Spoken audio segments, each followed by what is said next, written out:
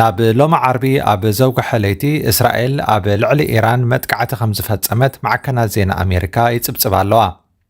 ABC ኒውስ፣ MSNBC፣ ፎክስ ኒውስ ዝበሃላን ካልኦትን ናይ ሕቡራት መንግስታት ኣሜሪካ ፍሉጣት ማዕከናት ዜና ካብ ወከልቲ መንግስቲ ኣሜሪካ ረኺብናዮ ዝበልኦ ምንጪ ብምጥቃስ እስራኤል ሎሚ ለይቲ ኣብ ልዕሊ ኢራን ወተሃደራዊ መጥቃዕቲ ከም ዝፈጸመት ይጽብጽባ ኣለዋ።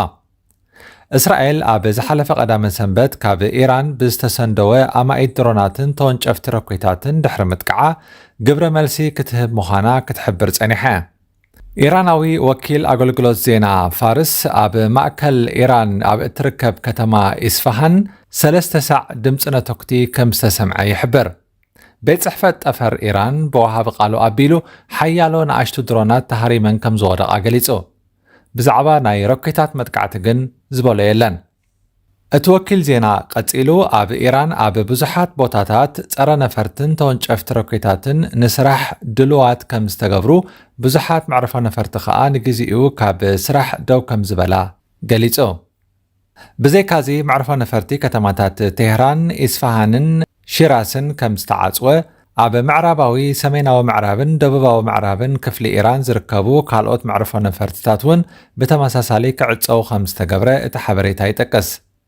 ናይ ኢማራት ዓረብ መንገዲ ኣየር ፍላይ ዱባይ ሎሚ ዓርቢ ናብ ኢራን ከካይዶ ዝሓሰበ በረራ ሰሪዝዎ ኣሎ። ማዕከን ዜና ኢራና ግን ዓርቢ ንግሆ እቲ ናይ ነፈርቲ ኣገልግሎት ዳግም ናብ ስራሕ ከም ዝተመልሰ ትጽብጽብ። ቤት ጽሕፈት ምክልኻል ኣሜሪካ ማለት ፔንታጎን ነዚ መጥቃዕቲ ኣረጋጊጹ ዕላዊ ኣይገበሮን። ፎክስ ኒውስ ካብ ሓደ ወተሃደራዊ ምንጪ ረኺበየ ዝበለቶ ሓበሬታ ክትገልጽ እንከላ እስራኤል ሎሚ ለይቲ ኣብ ልዕሊ ኢራን ሓደ ምጡን መጥቃዕቲ ፈጺማላ ትብል። ቀጺላ ኣብዚ መጥቃዕቲ ኣሜሪካ ከም ዘይተሳተፈት ኮይኑ ግን እስራኤል ብዛዕባ እቲ መጥቃዕቲ ንመንግስቲ ኣሜሪካ ኣቐዲማ ከም ዝሓበረትን ትጽሕፍ። ኣብ ኢስፋሃን ሓደ ዓብዪ ወተሃደራዊ ነቑጣ ኣሎ። ብዘይካዚ እቲ ናይ ኢራን ዝዓበየ ኑክሌሳዊ ምርምር ዝካየደሉ ቦታ ኣብታ ባህላዊት ከተማ ኢስፋሃን እዩ ዘሎ። እዚ ናይ ኑክሌር መደበር ኣዝዩ ውሕስ ከም ዝኾነን ክሳብ ሕጂ እውን በቲ ናይ እስራኤል መጥቃዕቲ ዕላማ ከም ዘይተገብረን ካብ ኢራን ዝወፁ ጸብጸባት ይገልጹ። ነዚ ኩሉ ዘበገሰ እስራኤል ብዕለት 1 ሚያዝያ 2024 ኣብ ሶርያ ዝርከብ ሓደ ናይ ኢራን ቆንስል ደብዳብ ብምፍጻም ንኽልተ ጀነራላት ኢራንን ካልኦት ትርጉም ዘለዎም ናይ ፖለቲካ ሰባትን ድሕሪ መቕታላ እዩ። እስራኤል ሎሚ ዓርቢ ነዚ ዝበሃል ዘሎ መጥቃዕቲ ኣብ ልዕሊ ኢራን ድሕሪ ምፍጻማ ኤምባሲ ኣሜሪካ ኣብ እስራኤል ናይ መንግስቲ ኣሜሪካ ሰራሕተኛታትን ቤተሰቦምን ካብ ዓበይቲ ከተማታት ተልኣቪቭ፣ ኢየሩሳሌምን በርሸባን ወጻኢ ከይንቀሳቐሱ ኣጠንቂቑ። ሓደ ኢራናዊ ኮማንደር እቲ ኣብ ከተማ ኢስፋሃን ሎሚ ለይቲ ዝተሰምዐ ብርቱዕ ናይ ነተኩቲ ድምፂ ናይ ጸረ ነፈርቲ ከም ዝኾነን እዚ ከዓ ብጥርጣረ ዝተተኮሰ ከም ዝኾነ ይገልጽ። እስራኤል ትኹን ኢራን ብዛዕባ እዚ ናይ ሎሚ ለይቲ ፍጻሜ ጽጹይ ዝኾነ ሓበሬታ ክህባ ኣይደልያን። ብወገን ኢራን ዝስምዑ ዘለዉ ጸብጸባት ንሓድሕዶም ዝጋጨው እዮም። እስራኤልን ኢራንን ዝኽተልኦ ዘለዎ ኣካይዳ ንዓይኒ ብዓይኒ ንስኒ ብስኒ ዓይነት እዩ።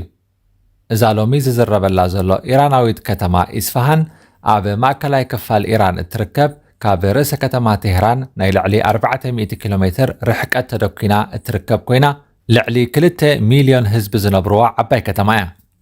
ኣብዛ ከተማ ኣብ 17 ክፍለ ዘመን ዝተሃንጸ ብፍልይ ዝበለ ማዕርግ ዝተሰርሐ መስጊድ ይርከብ። ብዘይካዚ ከምቲ ኣቐዲምና ዝገለጽናዮ መንግስቲ ኢራን ኣብዛ ከተማ ወተሃደራውን ኒኩሌሳውን ነቑጣ ኣለዎ። ኣብዚ ሓድሽ ናይ እስራኤል መጥቃዕቲ ሓያሎ ማዕከናት ዜና ዓለምና ገለ ክብላ ይደልያ እኳ እንተለዋ እቲ ክረኽብኦ ዝነበረን ሓበሬታ ግን ኣዝዩ ድሩት እዩ ኮይኑ ዘሎ። እተን ክሳብ ሕጂ ሓበሬታታት ዘምልቓ ዘለዋ ማዕከናት ዜና እተን ኣሜሪካውያን ማዕከናት ዜና እየን። እስራኤል ነዚ መጥቃዕቲ ስለምንታይ ብሰላሕታ ክትገብሮ መሪፃ ብዙሕ ክወዓዋዕ ዘይተደልየሉ ምኽንያት ከ እንታይ ይኸውን ንዝብል ሕቶ ብዙሓት ተንተንቲ እቲ ዛዕባ ሓደገኛን ተኣፋፍን ስለ ዝኾነ ናብ ዝኸፍአ ሓፈሻዊ ኩናት ከይሰጋገር ብፍላይ ብኣሜሪካን ምዕራባውያንን ዓብ ፍርሕን ጥንቃቐን ስለ ዘሎ እዩ ክብሉ ይግምቱ። ናብ ካልእ ዜና ምስ እንሰግር ክቡራት ተኸታተልቲ መስትያት ቤትና ኣዛዚ ሰራዊት ኬንያ ጀነራል ፍራንሲስ ኦሞንዲ ኣጎላ ተሳፊርዋ ዝነበረት ወተሃደራዊት ሄሊኮፕተር ብዘጋጠመ ሓደጋ ከም ዝሞተ ፕሬዚደንት ዊልያም ሩቶ ኣፍሊጡ። ኣጎላ ምስ ካልኦት 11 ላዕሎት ወተሃደራውያን ኣዘዝቲ ኣብ ዝበረሉ እዋን እዩ እቲ ሓደጋ ኣጋጢምዎ። ካብቲ ሓደጋ 2 ሰባት ጥራሕ ብሂወት ከም ዝተረፉ ተገሊጹ ኣሎ።